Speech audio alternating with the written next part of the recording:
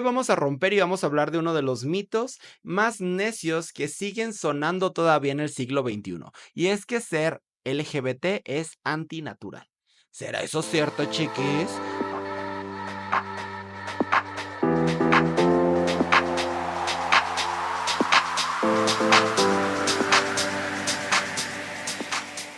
No que no. Hola, ¿qué tal mis automatosos? Mi nombre es Miss Beca y bienvenidos a un capítulo más de Ciencia con Glitter. El día de hoy seré su doctora, profesora, maestra, biotecnóloga en este increíble viaje que nos vamos a aventar al mundo de los animales, al reino animal. Y bueno, hoy vamos a romper y vamos a hablar de uno de los mitos más necios que siguen sonando todavía en el siglo XXI. Y es que ser LGBT es antinatural. ¿Será eso cierto, chiquis? Pues miren, muchas personas dicen que si no está en los animales, entonces no es cierto. Pero pues, ¿qué creen? Que resulta que ese animal es más queer que una pasarela drag.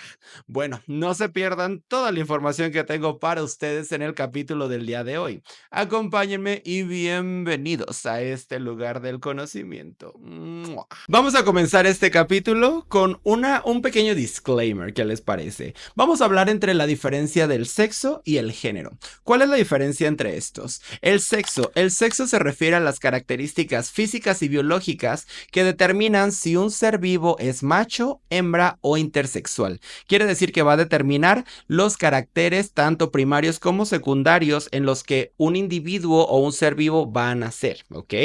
Y por otra parte, el género se refiere a las expectativas, roles y comportamientos que la sociedad humana asigna a hombres y mujeres, que pueden variar según el contexto familiar, cultural y social. Entonces, utilizando este pequeño término, vamos a comenzar con nuestro programa del día de hoy. Ok, bueno, vamos a hablar de la homosexualidad y la diversidad en la naturaleza. Ok. En la naturaleza se tiene registro de más de 1500 especies animales en las que se presentan conductas homosexuales ya documentadas. Estas conductas van desde monta entre individuos del mismo sexo, cortejo, crianza compartida, creación de lazos afectivos, juegos sexuales y estructuras sociales queer.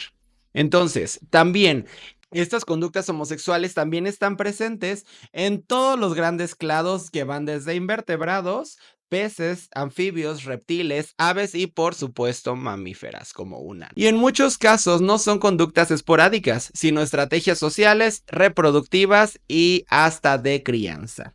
Bueno, entonces, vamos a hablar básicamente de todo lo que compete con el comportamiento homosexual en el mundo animal. ¿Qué les parece? Vamos a tirar un par de datitos. Vamos a hablar un poquito de porcentajes. Según los clados, cada uno de los clados del reino animal, ¿qué posibilidad o qué conocimiento se tiene que hay este tipo de prácticas? Vámonos desde los invertebrados. El porcentaje de especies es algo disperso. ¿Por qué? Porque esto puede variar, ya que los insectos, bueno, al tener todo un sistema un poquito más primitivo, usualmente ese tipo de comportamientos varían de acuerdo a factores externos. Se han analizado, por ejemplo, insectos, arácnidos, nematodos principalmente, en los que se llevan este tipo de comportamientos de monta y de cortejo, aunque en algunos casos se ha documentado que principalmente es por ciertos insecticidas. Entonces, bueno, más o menos eso pasa con los invertebrados. Vámonos un poquito más arriba en un clado un poquito más evolucionado que son los peces. En los peces, por ejemplo, se han documentado numerosos casos. Hay numerosos casos en diferentes especies, ya sea de agua dulce como de agua salada. Es muy diversa y varía, vamos a hablar de ello un poquito más adelante. También no está tan documentada porque muchas especies de peces pues tienen ciertos comportamientos que pueden ir de un lado a otro, pero vamos a hablar de eso en un momento. Vámonos un poquito más arriba con reptiles y anfibios. Estos tienen unos datos muy específicos, quizás un poco escasos, pero muy específicos. Se ha documentado, por ejemplo, en cocodrilos, sapos, ranas, lagartijas e incluso algunas tortugas cierto comportamiento homosexual de alguna manera, en el que incluye principalmente la monta de individuos de la misma especie. Vámonos ahora sí con las aves. En las aves tenemos un porcentaje mucho más alto que en los clados anteriores, y en este se han documentado casos que van desde cisnes, pingüinos, gaviotas, etcétera, incluso aves de ornato, aves de compañía, pisiformes, etcétera. Entonces vamos a hablar de ellos en casos particulares en un momento. Y finalmente, mamíferos, que es donde hay casos más documentados. Se estima que es entre un 4 a un 5% de la población de mamíferos en diferentes especies que presentan este tipo de comportamientos. Entonces, ¿se sabían estos datos? Pues vamos a ver situaciones específicas, algunos datos particulares. Por ejemplo, vámonos con los invertebrados. ¿Qué les parece si comenzamos con las mosquitas de la fruta, la Drosophila melanogaster? Entonces, en estas moscas principalmente este tipo de comportamientos consiste en cortejos entre machos bajo efectos de feromonas o mutaciones genéticas efectivas. Bueno, las moscas de la fruta son considerados uno de los organismos más estudiados en la genética porque son organismos que pueden procrear muy fácil, entonces se pueden analizar y se pueden determinar diferentes rasgos genéticos de una manera muy sencilla. Entonces, por ejemplo, el hecho de que haya ciertas mutaciones genéticas específicas puede hacer que todo un grupo de moscas Drosophila melanogaster presenten comportamientos homosexuales, justamente porque, como vimos en el video pasado, bueno, 2 videos atrás, vayan y revísenlo, es el del gen gay. Hay ciertos genes que pueden activar o desactivarse, que pueden influir, digamos, en estos comportamientos homosexuales y en ciertas cuestiones hormonales. Continuando con invertebrados, vamos a hablar de los caracoles y las lombrices. Bueno, en este caso, por ejemplo, estas especies usualmente son especies hermafroditas, ya sea que tengan tanto caracteres sexuales masculinos como femeninos. Muchas veces se autofertilizan, pero también pueden llegar a cambiar roles sexuales. Entonces, gender bending, aquí están sus exponentes. Entonces, pueden ir entre un sexo y el otro. Y bueno, esa es su principal característica, tal cual. Sí hay especies que tienen géneros o sexos definidos en este caso, pero en general pues no se ha podido documentar si en realidad llegan a presentar comportamientos homosexuales. Vámonos con otro caso muy particular, los nematodos, los C. elegans, que presentan hermafroditismo funcional como estrategia adaptativa, igual que en los caracoles y las lombrices, también presentan cierto hermafroditismo justamente para propiciar ya sea la autofecundación o una fecundación mucho más sencilla, ya que usualmente va entre un individuo y el otro, para así ampliar toda esta piscina genética, ¿no? Bueno, vámonos un poquito más arriba en la cadena alimenticia, ¿no? No es cierto, en los clados, una especie, un clado un poquito más evolucionado, tenemos a los peces.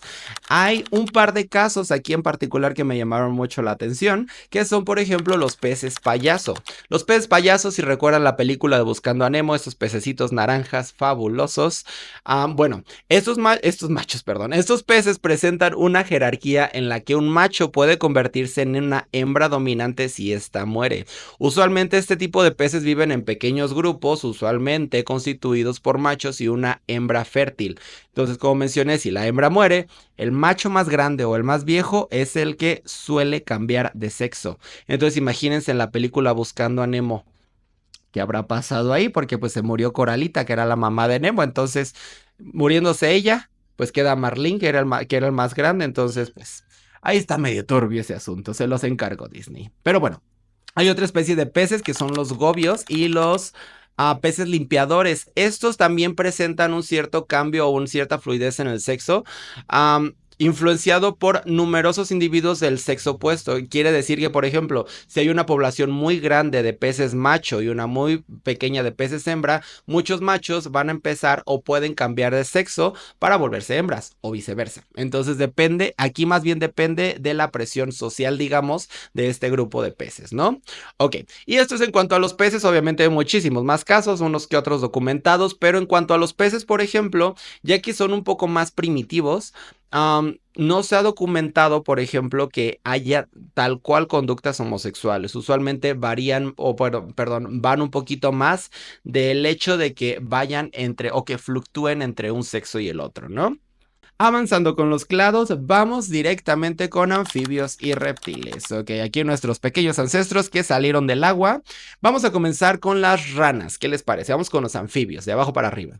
Las ranas arborícolas, en algunos casos, por ejemplo, sí presentan comportamientos homosexuales, principalmente entre machos, ya que algunos individuos montan sin distinción de sexo. Que se lleve a cabo la cópula no está tal cual documentado. Ya que pues es un poquito difícil en muchos casos como poder determinar si está llevándose a cabo un proceso reproductivo en ciertas especies de ranas, pero sí se han llevado a cabo, sí se han notado montas entre individuos del mismo sexo. Ahora, por ejemplo, yéndonos con los geckos, pasa algo más o menos similar. Tenemos, por ejemplo, las geckos hembra que simulan montas como parte de dominancia territorial. Aquí quizás no sé si bueno, se considera un comportamiento homosexual porque al final de cuentas es entre dos miembros del mismo sexo, pero tal cual no lleva una relación, ¿no? Entonces solamente es como modo de dominancia. Es como a modo de ver quién es la más potra, entonces pues para ver quién va a ser la líder, ¿no? Y vámonos por ejemplo con otro caso, en el caso de los cocodrilos y los caimanes se han observado también montas entre machos. En este caso, por ejemplo, sí es con fines de cópula y esto sucede principalmente en cautiverio, aunque sea también determinado o se han notado en un par de casos silvestres, pero usualmente sucede en cautiverio. Ahora, la cuestión aquí es, ¿esto será presión por falta de hembras o será por el hecho de que, pues en realidad sí, o sea, tienen una preferencia sexual diferente, digamos, ¿no? Entonces, ahora, en este caso, por ejemplo, de los anfibios y los reptiles, hay un caso muy particular que la verdad a mí yo desde que lo supe en un documental me voló la cabeza. Entonces, es el caso de nuestras lagartijas lésbicas favoritas, la Aspidocelis uniparens. La Aspidocelis uniparens o lagartija cola de látigo del desierto es una especie que se localiza en los desiertos del suroeste de Estados Unidos y el norte de México. Arizona, Nuevo México, Chihuahua, Sonora, etcétera. Toda esta parte cálida, ¿no? La cuestión con estas lagartijas o el dato curioso de estas lagartijas es que en esta especie no existen los machos. Hace mucho tiempo en su proceso evolutivo se dejaron de producir genes o se dejaron de producir camadas de machos. Quiere decir que todos los individuos de esta lagartija son hembras. Tan, tan, tan. Y pues, ¿qué pasa con esta lagartija? Ok, entonces, ¿cómo es que se reproducen? ¿Cómo es que no se ha extinto la especie? Bueno, esta lagartija se reproduce por un medio de partenogénesis, es decir, sin fecundación. La partenogénesis básicamente es el óvulo de la hembra se parte como si fuera una mitosis común. Entonces, quiere decir que todos los individuos de esta especie o todas las lagartijas de esta especie van a ser clones exactos de la madre. Ahora, eso tiene sus pros y sus contras. Principalmente su primer pro es que no necesitan machos para reproducirse, lo cual ayuda muchísimo a que puedan reproducirse y seguir prosperando. La desventaja es al no tener una piscina genética con machos que vayan haciendo ciertos cambios genéticos y están dependiendo puramente de los cambios epigenéticos, esto puede hacer que, por ejemplo, si les llega una enfermedad a este tipo de lagartijas que le afecta a un individuo, le va a terminar afectando a toda la especie y esto puede ser una extinción automática. Y bueno, durante la ovulación, algunas de estas hembras actúan como machos y entonces comienzan a montar a otras hembras y bueno, esto estimula la ovulación y aumenta la fertilidad. Ya que no hay machos, pues las hembras tienen que simular las conductas sexuales típicas de una especie. Entonces, bueno, este tipo de conducta se le conoce como conducta de pseudocopulación. Se ha demostrado que tienen ciertos efectos fisiológicos positivos, por ejemplo, son el resultado de la hibridación entre dos especies con sexos diferenciados, pero además esta mezcla genética creó una especie que prescindió de los machos y conservó ciertas conductas sexuales para reproducirse mejor. Y bueno, esto rompe el mito de que la sexualidad animal gira solo en torno a la reproducción entre macho y hembra. ¿Y cómo se quedaron, no? Bueno, Además, muestra cómo la evolución encuentra caminos creativos y como mencionan en la película de Jurassic Park, como menciona Jeff Goldblum, un besote. Life finds a way. La vida siempre encuentra un camino y pues en esta especie de lagartijas lo encontró. Muy bien. Vamos a continuar con nuestros clados evolutivos. Vamos a irnos un poquito más a lo más contemporáneo, 65 millones de años. ¿Qué les parece? Vámonos con las aves.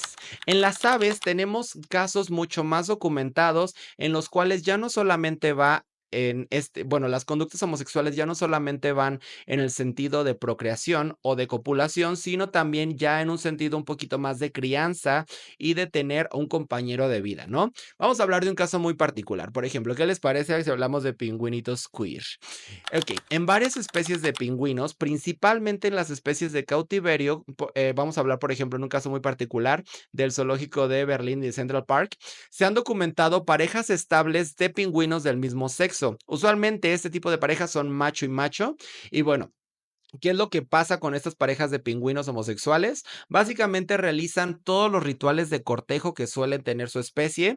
Además, construyen nidos y hasta incuban huevos. ¡Tras! ¿Cómo se quedaron? ¿De dónde sacan los huevos? Se preguntarán. Pues miren, usualmente en cuanto a los pingüinos, suelen robar huevos o adoptan huevos que encuentran solos, ¿no? Entonces, vamos a hablar de un caso muy particular. Tenemos un ejemplo famoso que es el de Roy y Silo. Esta es una pareja de pingüinos machos en el zoológico de Central Park. Estos dos pingüinos criaron un polluelo y bueno, los cuidadores le pusieron Tango. Esta ha sido una historia muy, muy, muy, muy, muy conmovedora, ya que, por ejemplo, este polluelo es un polluelo que quedó abandonado ya que su madre falleció. Entonces, bueno, Roy y Silo era una pareja que ya los tenían documentados que siempre estaban juntos, entonces obviamente pues ya los mismos cuidadores ya sabían que era una pareja y pues quisieron hacer el experimento de si cuidar era un bebé pingüino y pues tras que sí, que cuidaron al bebé Tango, ¿no? Entonces, incluso les hicieron un pequeño cuento infantil, por aquí les voy a poner la imagen, que se llama And Tango Makes Three. Ok, muy bonito todo.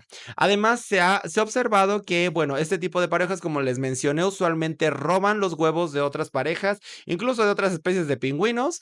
Y bueno, ellos lo incuban y muchas veces lo logran criar con éxito. Este comportamiento se ha registrado en estado salvaje, principalmente en los pingüinos de Adelia y el pingüino de Humboldt.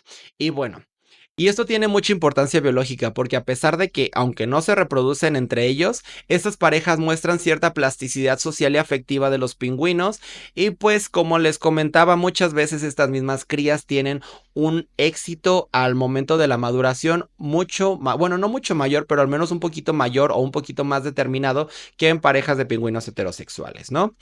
Y vamos a continuar con otra especie de ave también que tiene un porcentaje de homosexualidad muy documentado, que en este caso es la especie de los cisnes negros o Cygnus atratus en su nombre científico.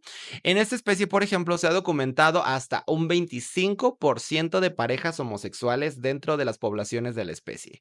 Es algo bastante alto para una especie animal y principalmente dentro del grupo de las aves. Entonces, bueno, perdón, estas parejas dentro de esta especie de aves forman lazos duraderos, defienden territorio y cuando encuentran una hembra, la cortejan para obtener un huevo. De hecho, hace poquito me comentaron de una historia en la que una pareja de cisnes gay bueno, uno de ellos cortejó una hembra, se apareó con ella y una vez que la hembra puso los huevos, pues la mandaron a volar básicamente y se quedaron con la camada, ¿no? Y ellos los criaron y nuevamente, como les comento, la ventaja, por ejemplo, de que sean dos cisnes machos es que usualmente, por ejemplo, en las aves, los machos suelen ser un poco más grandes y corpulentos, entonces es un poco más fácil que esta camada tenga un éxito en cuanto a su maduración, ¿no? Ok, bueno, las crías de estas parejas suelen tener tasas de supervivencia, como les comentaba, más altas y este nivel de conducta no solo son relaciones sexuales o estratégicas, también son afectivas y cooperativas, porque como quizás sepan, los cisnes son una especie de ave cuyas relaciones con su pareja son de por vida. Incluso si muere uno de los dos de la pareja, la otra parte de la pareja pues incluso tiende a deprimirse y morir. Entonces ya va mucho más allá de la cópula y de fines reproductivos, ya va en un lado más afectivo y cooperativo, ¿no? Y bueno, también hay casos en muchas diferentes especies de aves como las gaviotas y los flamencos, cuyos registros de crianza en pareja suelen ser más en el sentido de las hembras hembras.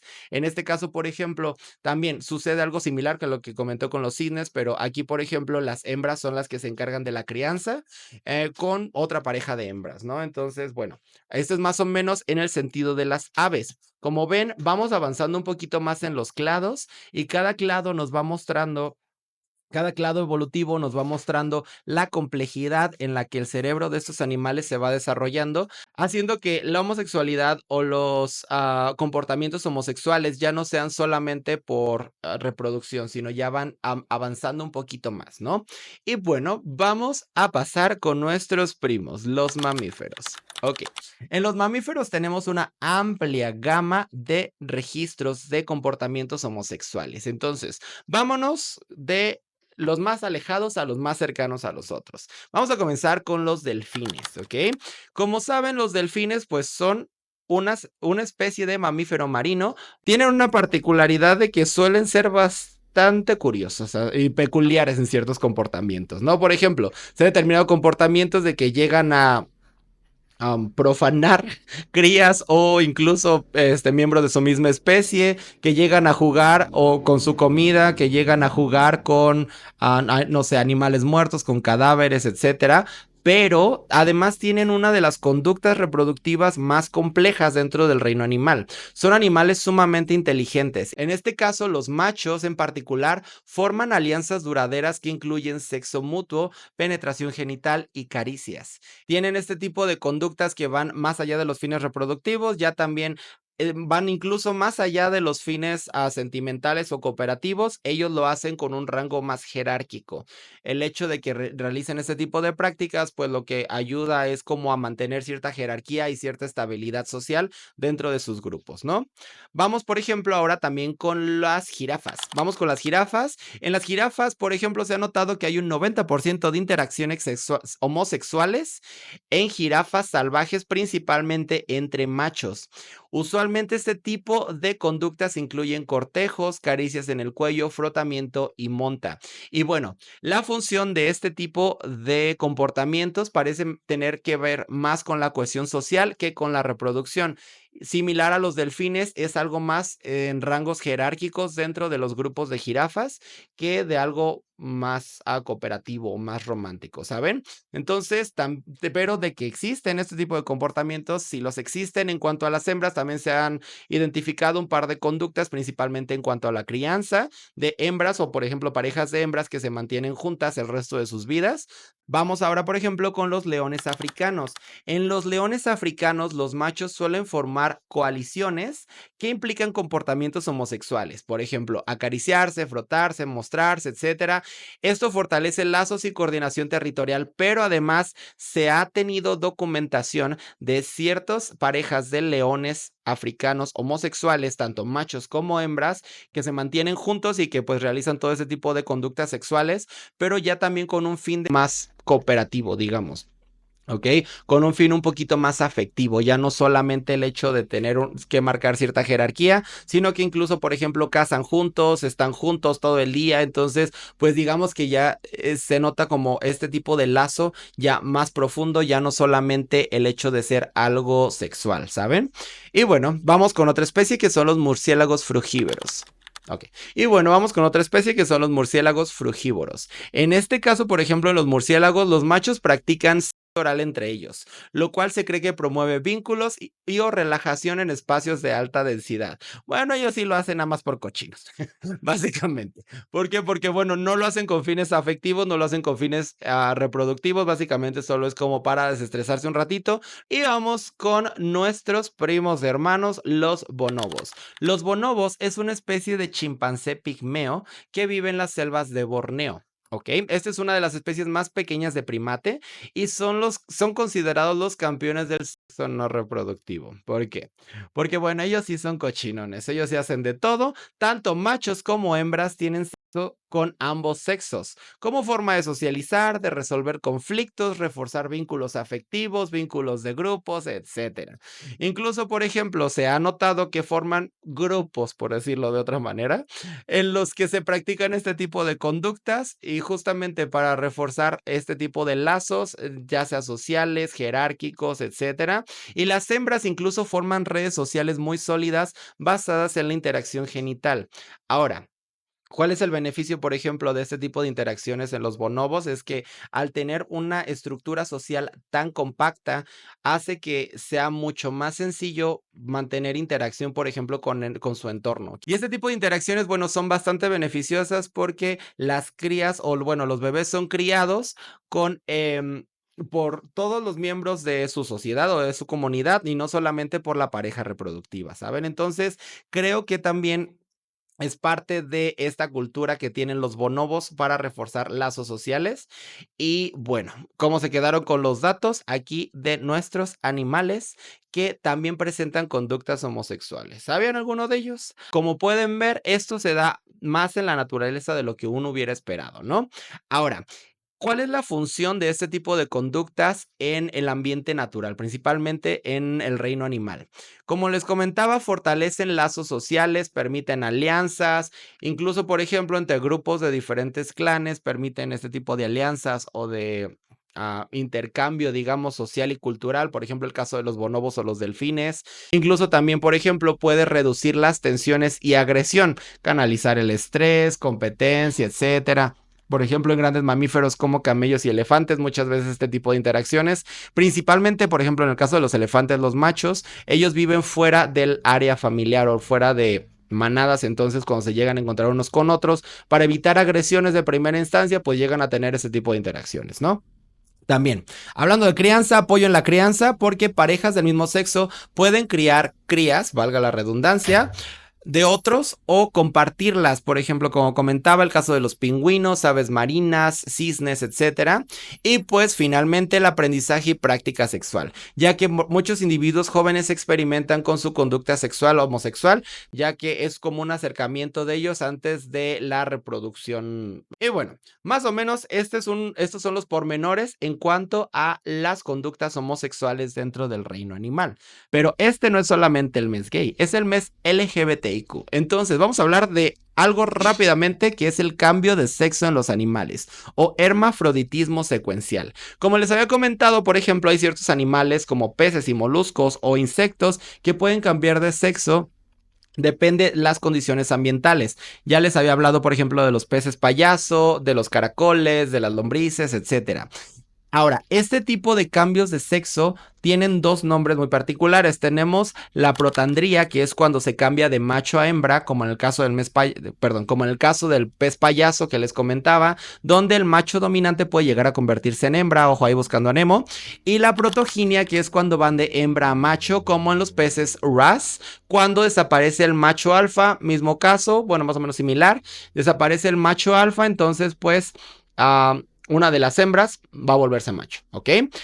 O en otro caso, por ejemplo, pueden ser cambios bidireccionales, como en algunos peces gobios, que cambian según la estructura social, como les había comentado, depende de qué haga falta, digamos, en su entorno, ¿no? Usualmente este tipo de cambios sexuales son controlados por señales sociales, jerarquías o presión reproductiva. Incluso, por ejemplo, se ha notado que hay ciertos contaminantes que pueden afectar al cambio de sexo de muchas especies. Bueno, ¿por qué metí todo esto de los animales que cambian de sexo? Ok, como saben es el mes LGBT, entonces parte de este LGBT también es la transexualidad. Ahora, es crucial aclarar que el cambio de sexo en animales responde a mecanismos biológicos, mientras que en la transexualidad humana es una experiencia de identidad. No deben confundirse ni usarse como justificación o negación de la identidad trans. El hecho de que, por ejemplo, suceda en animales de una manera biológica no quiere decir o no es equiparable a lo que pasa en las personas trans. Lo que sí tienen en común es que rompen la noción rígida del binarismo del sexo y del género. La naturaleza nos muestra que esto es un espectro muy amplio que no solamente es negro o blanco, sino tiene una amplia gama de grises, ya sea en comportamientos sexuales de preferencia, de conductas o incluso de identidad. Y bueno, entonces, la próxima vez que alguien les diga que ser queer no es natural, tú responde con ciencia. Aquí tienes muchos datos y como les dije, para resumir, hay conductas homosexuales en más de 1500 especies de diferentes clados registradas. El cambio de sexo en animales también es una estrategia evolutiva y las conductas homosexuales pueden ayudar a muchísimas cosas que van desde la crianza hasta establecer lazos sociales y afectivos en las especies. Y bueno, la biología no es binaria y la naturaleza no discrimina, así es que celebremos este mes del Pride con datos, plumas, glitter, jirafas y pingüinos gays. Y bueno, mi nombre es Becca Drag, yo fui aquí su profesora y esto fue Ciencia con Glitter. Espero que les haya gustado el episodio de esta semana, la verdad, para mí ha sido uno de los episodios más divertidos de grabar porque fue una investigación muy padre. Conocí muchos datos que no conocía y bueno, si les gustó este video, denle like, compártanlo, mándenselo a sus amigos, mándenselo a su tía católica, mándenselo a sus primos, a sus alumnos, a sus profesores, etcétera. Comenten al menos 3 palabras para que el algoritmo pues me comience a reconocer y me comience a recomendar. Y bueno, no se olviden también de seguirme en mis redes sociales, me encuentran en Instagram y en TikTok como beca con doble C guión bajo drag. Ahí estaré subiendo más contenidos, estoy subiendo videítos, estoy subiendo fotos en este mes del Pride, no se olviden de seguirme. Estoy subiendo mucha foto muy bonita, entonces les va a gustar y pues nos vemos aquí la siguiente semana con mucha más ciencia. La siguiente semana todavía tenemos mes del Pride y vamos a hablar de un tema un poquito más personal, vamos a ponernos más íntimos, ¿qué les parece? Pero bueno, nos vemos la siguiente semana. Esto fue Ciencia con Glitter y mi nombre es Miss Beca. Que tengan una bonita noche y nos vemos mis protosos.